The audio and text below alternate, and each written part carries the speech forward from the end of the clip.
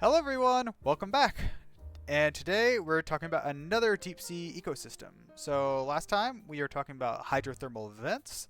This time we're talking about whale fall ecosystems. And this one I think is a little less known than the hydrothermal vents. I had not heard about it this till I forgot what I when. But yes, it was one of these things that sounded really interesting to talk about, and I don't see enough about them, so I thought I'd talk about them a little bit. So first of all, what is a whale fall? If you have not heard of this at all, then it's pretty easy to explain. It's just when a whale dies, of course, it'll sometimes like float on the surface for a little bit, and then it will sink. And whenever it hits the bottom of the ocean, that is a whale fall. And it is not technically considered a whale fall unless it falls to a depth greater than 1,000 meters or 3,300 feet about. So yeah, so like if it falls into shallow water, it's not considered a whale fall.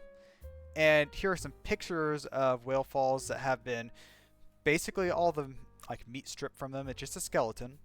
And this is the head of the whale. And then these are the ribs or bones of vertebrae and stuff like that. So you might be asking, okay, so if a whale falls deeper than 1,000 meters, it's a whale fall. But why don't whale falls happen in shallow waters? There are like a few main reasons why.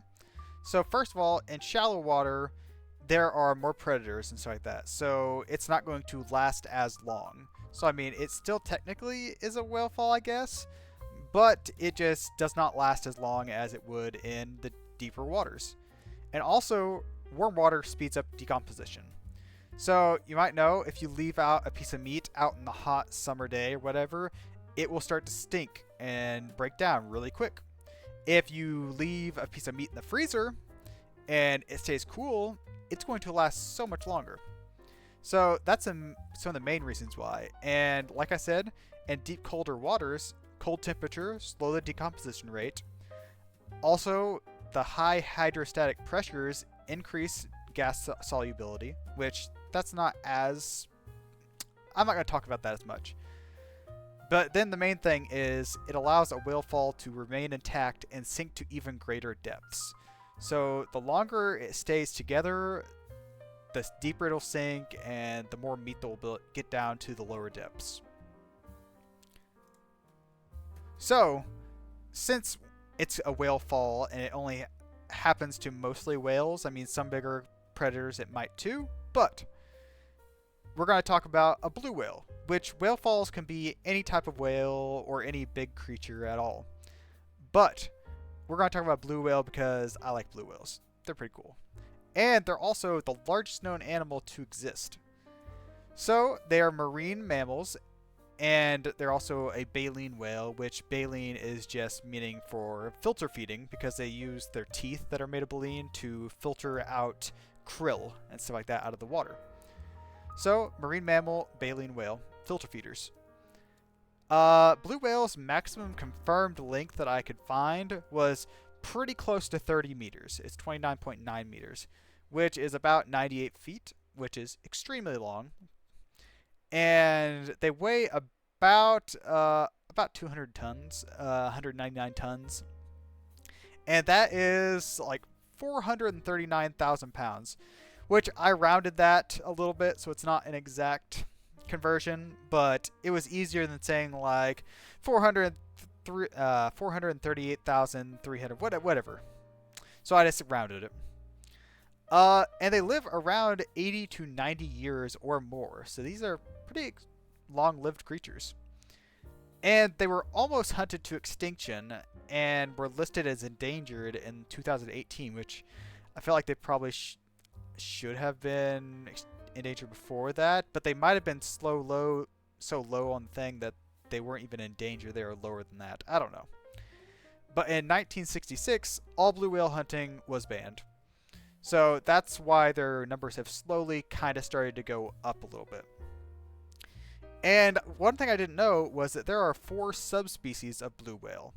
So there's the northern, which is the northern Atlantic, eastern North Pacific, and the central western Pacific. That's a lot.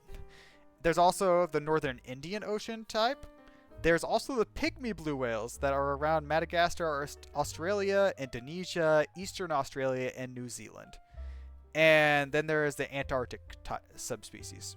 So there's quite a few subspecies. And there's also another one that I did not really add because it was not confirmed subspecies yet. So we're just going to live with these four for right now. And these are huge creatures and could feed tons and tons of animals for years and years. And we'll go over that soon. So here I have a map. Okay, and I don't know for sure on your screen or not. Mine, it's a little pixely, but you can kind of get the gist of what it looks like. So, the red marks on this map here are implanted or whatever. They're going to be like placed there by humans. Then the blue stars are fossilized ones. Then the yellow marks are the natural occurring ones. So red are ones that scientists have put down there to study, basically. Fossilized are ones that, as you can tell, the bones have just been fossilized, so they're older and not really are not recent. So, as you can see, we actually don't have that many whale falls. As you can think, there's so many whales in the ocean, not as many as there used to be, but you'd think we'd be able to find a lot more. But since they're on the bottom of the ocean, they're very hard to find. And we're lucky we've found this many. But I don't have really a migration route, but something I saw was that, of course, these are along like the whales' migration routes where they feed and stuff like that, because that's where whales would be. They would die along the route sometime, and that's where they'd fall. And they kind of go in a line, because you can kind of see along the coast here, they just follow along the coast. There's some in the Europe area there. There's some along Japan, which those are like placed by humans, most of them. There's some fossilized ones other places. And yeah, like there's not much to show. Just this is kind of show you how many we have found, or how many we have like made, I guess. So yeah. So the first recorded whale fall that I could find was west of Santa Catalina on February 19th, 1977. It was found by, I think that's Lieutenant Ken Hansen and Master Chief George Ellis and Lieutenant Tom Vetter. Let's go with that. And the skeleton was found intact on the ocean floor. And there was no organic tissue, no flesh or anything else on it. So it had been there for a little bit. And I have a picture of the sub or whatever that they took down there. And they kind of came across it by accident. They were just going around. I forgot what they were doing. But then they found the skeleton. And yeah, so there's the picture of that. And the skeleton was thought to be a gray whale. And they ended up taking some samples. They took a jawbone from it and then some phalanges, which is phalanges are like fingers. So I'm guessing it was in the fins. So yeah. So, now that we figure out what a whale fall is, how whale falls are formed, and stuff like that, what is a whale fall ecosystem? Which you can probably already guess since I've kind of alluded at it a little bit. But the ecosystem, it is the ecosystem that grows around the whale's body whenever it dies. And it can feed deep sea organisms for decades, and I'm not even kidding. Like, bigger whales can sometimes last like hundreds of years. And there are certain stages here, which I can show you a picture. And the first one is a whale kind of just fell, and you can see like bigger sharks and stuff like that eating on it a little bit, some crabs, some hagfish. Then there's the opportunistic stage, which is more smaller things and stuff eating at bone and lipids and stuff. Then there's the place where like mussels and clams and bacteria are going to be breaking down the bone. So, and we'll go over each of those stages a little bit right now. So, a whale fall ecosystem stages. So, there are 3 main stages, and then there's a 4th stage that's kind of in there. So, the first stage, like I said, is for mobile scavengers, and it's such as hagfish and sleeper sharks are the kind of main stages that are down there. And this stage lasts like about 1.5 years. So that's still a long time just to eat like most of the meat off it. Then there's a stage 2. Stage 2 is the enrichment opportunists. And this is things that colonize the bone and then the sediments around there, because whenever the organisms are biting off pieces of meat and stuff like that, stuff's falling on the sand and the sediments, and other stuff can also eat that up in the sediments. And that can last like 4.5 years. And at this time, we're at, let me see, 6 years or something like that. Then the last stage is the one that lasts like the longest. Stage 3 is for sulfilic bacteria and anaerobic breakdown of lipids that are embedded inside the bone. And there will be like bacterial mats, kind of like we saw in the hydrothermal vents. And this will nourish mussels and clams, limpets, sea snails, and stuff like that. And this can last for 50 to possibly 100 years, depending on the size of the whale. Because the larger the whale, the older it is, the more lipids are going to be in its bones and stuff like that, and the bigger it's going to be. And then there's the kind of fourth stage that like really is still an ecosystem from a whale, so I think it's still considered, but it's the reef stage. And it's basically what it's saying. It basically becomes kind of like a reef. So the organic compounds have been exhausted. All that's left are the minerals that were inside the bone that like things don't really use. And these will provide a hard substrate for suspension feeders and filter feeders, kind of like clams, mussels, stuff like that. And they'll sit around there and they'll just live on the bone and they'll just filter out whatever's around the area. So, yeah. Those are the guess 4 stages of a whale fall ecosystem. Then we'll talk about the biological pump. And the biological pump is how much organic materials are going from the surface to the deep depths of the ocean. So when we were talking about the ocean layers and stuff like that, the surface layer is of course the most productive and it gets lower as we go down. When you get to the very bottom, there is no productivity from photosynthetic organisms, like plants and stuff like that. So they rely on stuff that falls from the top. So think of marine snow and stuff like that, just any organic stuff that falls down. And if you think of like snow being kind of like not as numerous and it's like little flakes or whatever, a whale is so much bigger than that, just so much bigger. So the biological pump, the flux of organic materials down to the ocean depths, a whale can last for a long time.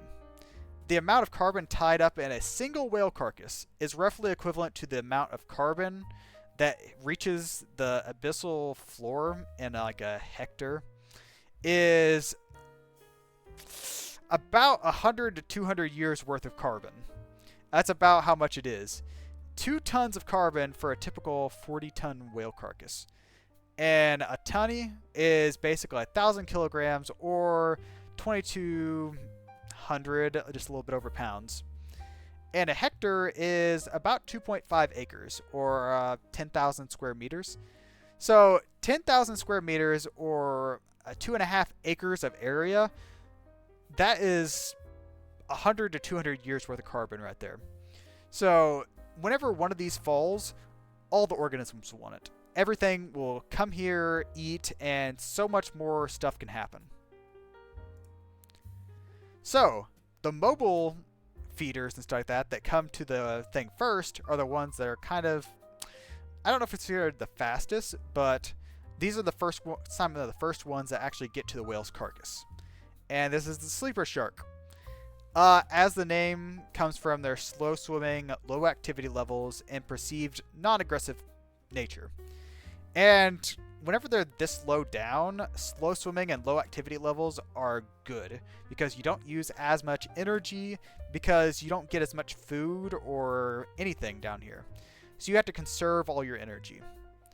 The beaks recovered in the stomachs of sleeper sharks suggest that they might feed on colossal squids as kind of like a main food source maybe.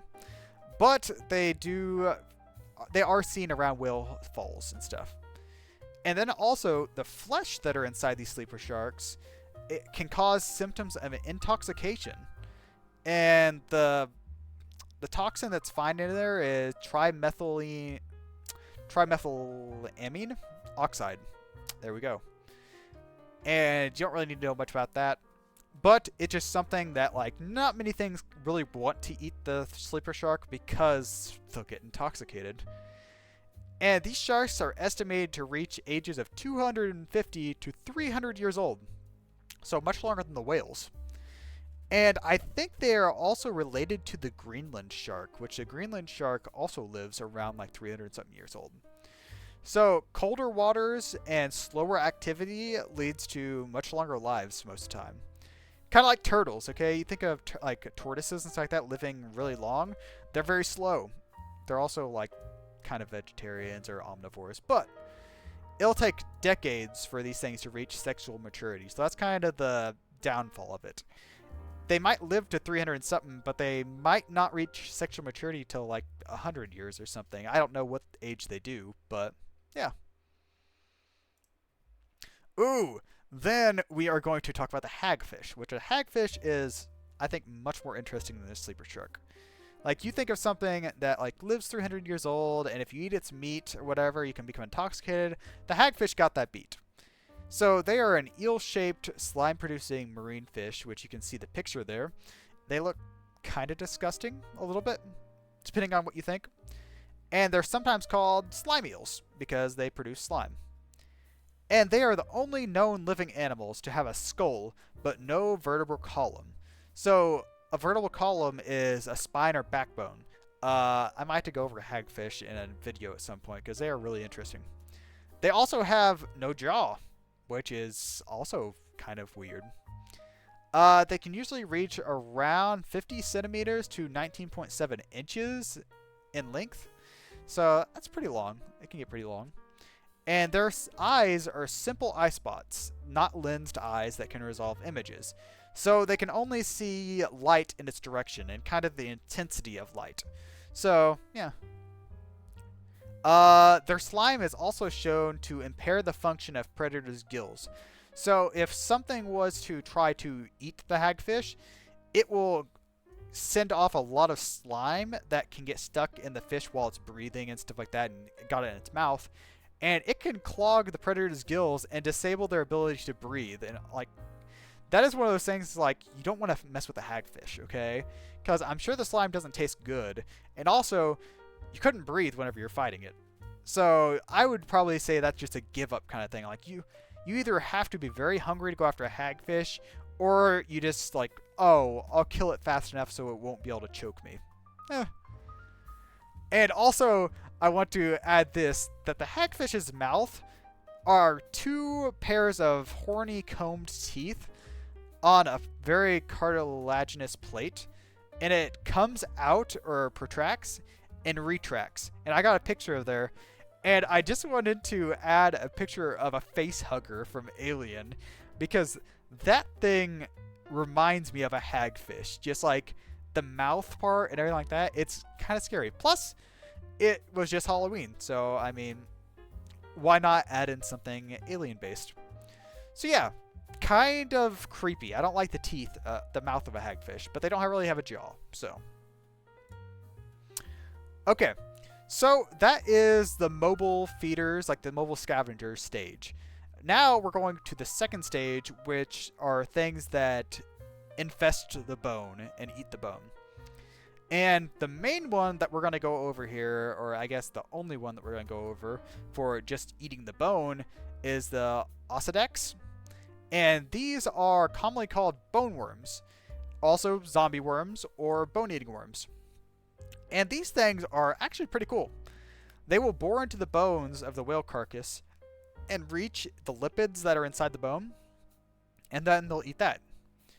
But they lack a stomach and mouth, so kind of like the tube worms we talked about in the hydrothermal vents, they use symbiotic bacteria to aid in digestion.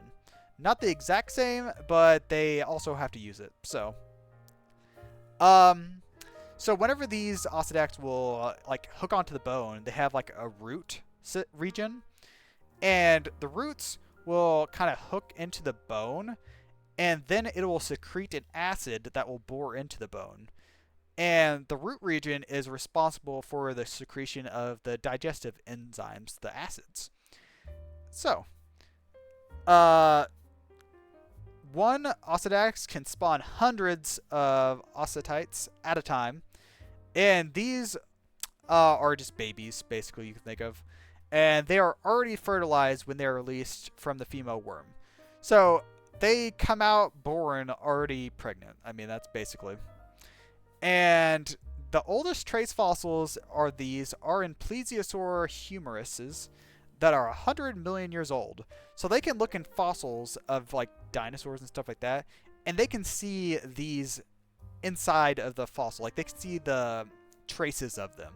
Because the Osedax has already decayed and stuff like that, but they can see where the roots were attached and the acid that was put onto it. They can see how it dissolved it. And because these things kind of destroy bone and eat it, they have a very negative impact on the fossil record, because if there is anything in the ocean that would have fallen to the bottom, Osedaxes were like right on it to try to digest it. So we don't find as many fossils in the ocean because they were eaten, basically. And here I have a picture of them, a closer picture of them. And you can see they kind of like filter. It looks like they have gills at the end. Let me see. Yeah. But yeah, there's a picture of it on a bone. And then I have a better picture that someone drew. The name's there. And something I want to go over with them is the males of these are microscopic dwarves, and they live inside the females as harems. And they live inside this trunk or tube here, and it surrounds each of the female. So, a single female can house hundreds of males inside her tube. So inside here, there's hundreds of males that are sitting around fertilizing eggs and doing their thing. And then we can see the roots here that are inside the bone. Most of the other stuff I wouldn't really... They're exactly what they say they are. Sperm ducts, sperm storage, pigment pouch. Yeah. But yeah, that's really interesting. Just that like something like that eats bone, and also the males just live inside them. It's kind of odd. So, the importance of whale falls, okay? So, they are hotspots of adaptive radiation for a specialized fauna. And adaptive radiation is a process in which organisms diversify rapidly from one's ancestral species into many, many different forms. So, one thing you can think about, an example, is have you heard of Charles Darwin's finches on the Galapagos Islands? So, on the Galapagos, there are finches that have different sized beaks and stuff like that, but they are pretty much the same bird except for the beak size.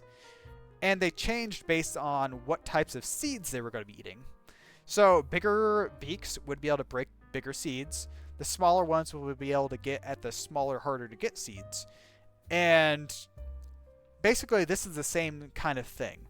So, since this is such like a hot spot, they can live through so many different generations just on this. Like the Osedaxes, whatever, I'm sure their generation time is very, very small. So you can get through maybe 100 generations in like a couple years or something like that.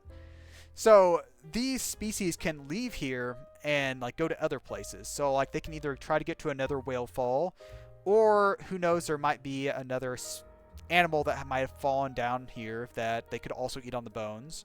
They could also maybe go to hydrothermal vents and stuff like that. Like, this is kind of like a stepping stone to get to some of those other areas. And whale falls generate biodiversity by providing evolutionary stepping stones for multiple lineages to move and adapt to new environmental challenges and habitats. That is kind of what I'm meaning by, like, something might have started at a whale fall, but because it had that stepping stone to survive there, it might have been able to adapt to a new environment, kind of like the hydrothermal vents. So possibly, whale falls could have been the beginning of the start of maybe hydrothermal vent ecosystems. I don't have any actual reason to say that, but like other ecosystems down there, they might have been able to survive because of whale falls. And also, something I just want to talk about a little bit is since like whaling was so big and stuff like that, there have been so many less whales that whale falls don't happen as often. First of all, because we don't see them as much, and also because there's just not as many whales out there. So because of that, there aren't as many places for these organisms to survive and adapt, and it's just kind of sad to see an ecosystem like this not really die out, but they could possibly die out because whenever there's not enough whales falls for them to skip to, like if there's who knows hundreds of thousand miles between the next whale fall, some of these organisms might not be able to move to the next one and they could die out. So that's why I think whale falls are really cool. Like, it's one of those things that watching something so big and ginormous as a whale leading to the life at the bottom of the ocean and providing food, sustenance, and everything for, let's say, 100 years, 50 to 100 years. It's incredible. So, yeah, I hope you guys enjoyed. If you do like looking at whale falls and stuff like that, I mean, there's quite a bit of stuff you can look at. I looked at a few scientific papers to try to get this ready. Also looked through Wikipedia, everything I could find on this, and it was very interesting. It was one of those things I already found them interesting at first, but the more I looked into them, the more I learned, and the cooler they became. So I hope you enjoyed another, I guess, marine biology educational video, and I will try to work on the next one now. So, thanks for watching, guys. I hope you enjoyed, and thank you for all the watching on the last one on the hydrothermal vents. I was really surprised at how much views that got, and I got some people commenting, and just thank you, everyone. Try to make some more of these, and I'll try to find things that are interesting to all you guys and to me. So, thanks for watching, and I will see you guys in the next video. Bye-bye.